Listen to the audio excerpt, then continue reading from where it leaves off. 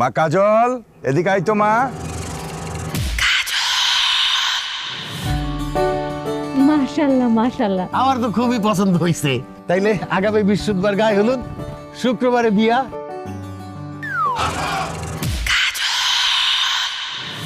আব্বা আম্মা জোর করে আমার বিয়েটা করাই দিল। আল্লাহ জানে ভাগ্যে কি আছে। আব্বা আম্মা ভাবি তাড়াতাড়ি আসো, তাড়াতাড়ি আসো। কি ব্যাপার, এত রাত্রে এত চিল্লাচিল্লি করতেছিস কেন? আমার বউ গাছে আব্বা। তোর বউ গাছে থাকবো কেন? তোর বউ তো তোর পাশে। কি? তুমি না গাছের উপরে ছিলা? গাছের উপরে উঠলা কিভাবে? আর এত তাড়াতাড়ি নামলাই বা কিভাবে?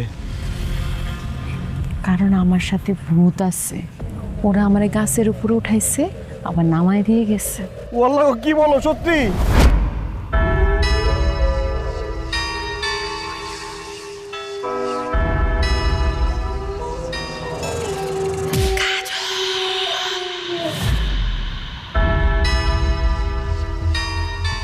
আপনার মেয়ের সাথে যে ভূত আছে আপনি বলেন নাই কেন বিয়ের আগে?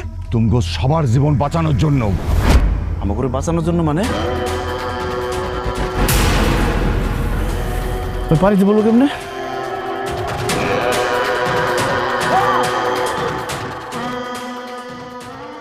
আমি তো নিজের চোখে দেখছি ওই কাজল আমার মুখের মধ্যে গরম চা মারছে।